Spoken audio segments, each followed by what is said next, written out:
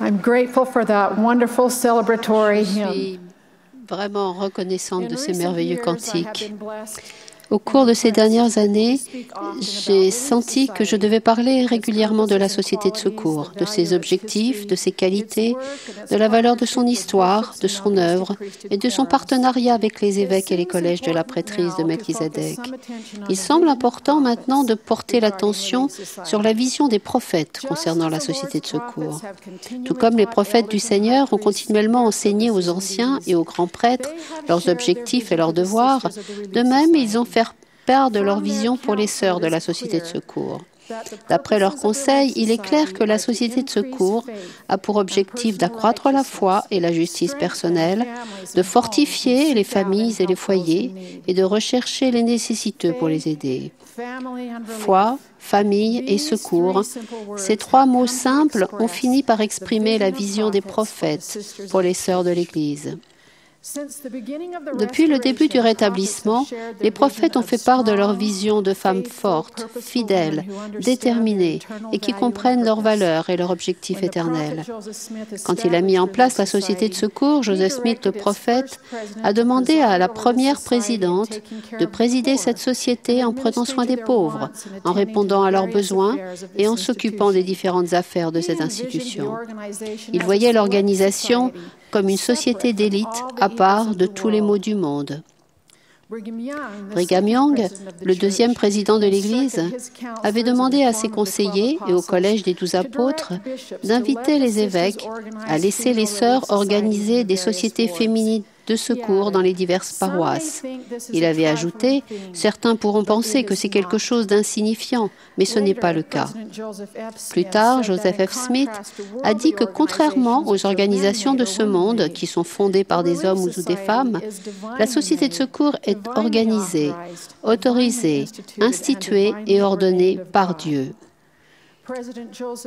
Joseph Fielding Smith a dit que les sœurs avaient reçu le pouvoir et l'autorité d'accomplir beaucoup de grandes choses. Il a dit « Vous êtes membres de la plus grande organisation de femmes au monde, une organisation qui joue un rôle essentiel dans le royaume de Dieu sur terre et qui est conçue et gérée d'une manière telle qu'elle aide ses membres fidèles à obtenir la vie éternelle dans le royaume de notre Père. » Chaque année, des centaines de milliers de femmes et de jeunes femmes deviennent membres de ce cercle de sœurs qui s'accroît sans cesse.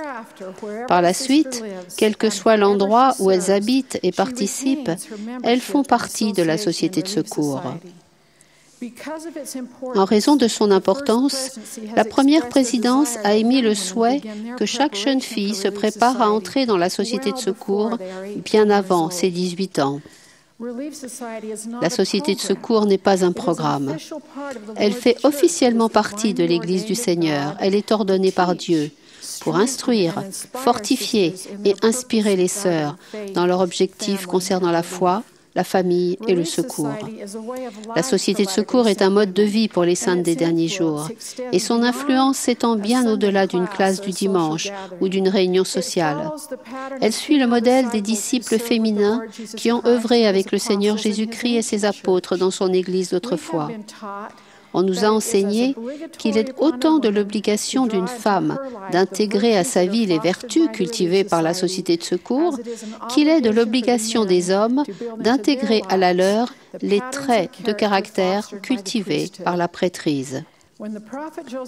Quand il a organisé la Société de secours, Joseph Smith, le prophète, a dit aux sœurs que leur rôle consistait à porter secours aux pauvres et sauver des âmes. Dans leur tâche de sauver des âmes, les sœurs sont autorisées à organiser et à participer à de larges sphères d'influence. La première présidente de la Société de secours a été mise à part pour expliquer les Écritures, et la Société de secours a encore une responsabilité essentielle d'enseignement dans l'Église du Seigneur. Quand Joseph Smith a dit aux sœurs que l'organisation de la Société de secours les préparait pour les droits, les bénédictions et les dons de de la prêtrise, l'œuvre de salut du Seigneur leur a été ouverte. Sauver des âmes signifie faire connaître l'Évangile et participer à l'œuvre missionnaire. Cela implique de s'engager dans l'œuvre du temple et de l'histoire familiale. Cela implique de faire tout son possible pour devenir autonome spirituellement et temporellement. John Howitso a déclaré que la société de secours propose de secourir les pauvres, les malades, les personnes qui doutent, qui sont dans l'ignorance, soulager de tout ce qui fait obstacle à la joie et à la progression de la femme. Quelle magnifique mission! Boyd K. Packer a comparé la société de secours à un mur protecteur.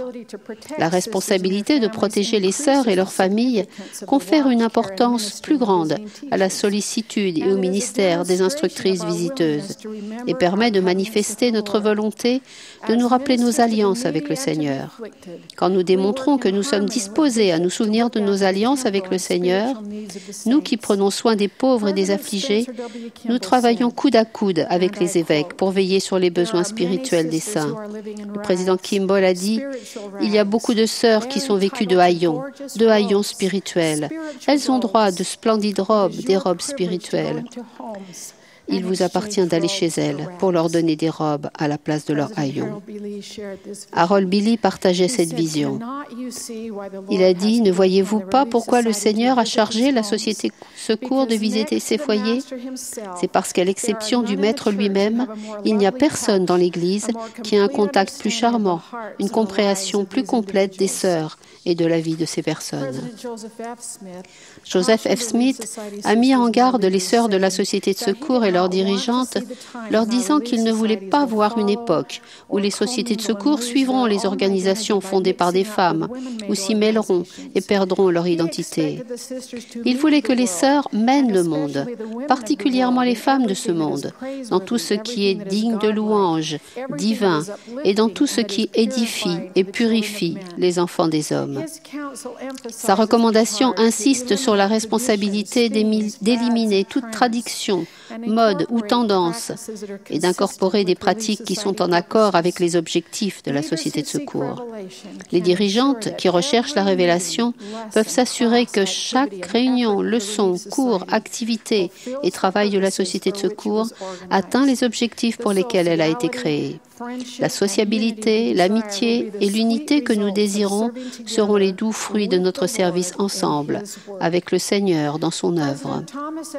Le président Monson et ses conseillers ont récemment témoigné que le Seigneur a rétabli la plénitude de l'Évangile par l'intermédiaire de Joseph Smith le prophète et que la société de secours constitue une part importante de ce rétablissement.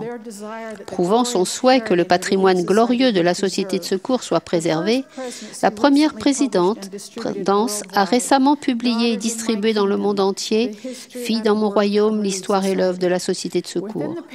Dans ce livre, nous pouvons trouver des modèles et des exemples de sœurs et de frères travaillant en partenariat dans les familles et dans l'Église. Et nous pouvons apprendre quels sont nos principes, ce que nous croyons et ce que nous devons protéger. La première présidence nous a recommandé d'étudier ce livre important et de laisser les vérités intemporelles et les exemples inspirants qu'il contient influencer notre vie. À mesure que les sœurs vivent davantage en accord avec les objectifs de la société de secours, la vision des prophètes s'accomplira. Le président Kimball a dit « Dans cette organisation, il y a un pouvoir qui n'a pas encore été pleinement exercé pour fortifier les foyers de Sion et édifier le royaume de Dieu, et qui ne le sera que quand les sœurs et les frères de la prêtrise auront la vision de la société de secours. » Il a prophétisé que la majeure partie de la forte progression qui aura lieu dans l'Église dans les derniers jours se produira parce que beaucoup de femmes justes de l'extérieur de l'Église, qui ont souvent une grande spiritualité, se joindront à l'Église en grand nombre. Cela arrivera dans la mesure où les femmes de l'Église reflèteront la justice et l'équilibre dans leur vie et dans la mesure où elles seront considérées différentes des femmes du monde. Je suis reconnaissante de la vision des prophètes concernant la société société de secours. Comme le président Hinckley, je suis persuadé qu'il n'existe aucune organisation qui puisse se comparer à la société de secours de l'Église. Il est de notre responsabilité de vivre en accord avec la vision des prophètes concernant la société de secours, en accroissant la foi, en fortifiant la famille et en apportant du secours. Je termine par ces paroles du président Snow. L'avenir de la société de secours est plein de promesses. Avec la croissance de l'Église, son champ d'utilité s'accroîtra en proportion et sa bonne influence sera encore plus grande que par le passé. Il a dit aux sœurs qui contribuent à l'avancement du royaume de Dieu, « Comme vous avez partagé les travaux, vous allez certainement partager le triomphe de l'œuvre ainsi que l'exaltation et la gloire que le Seigneur donnera à ses enfants fidèles. Je rends également témoignage de cette vision. Au nom de Jésus-Christ. Amen.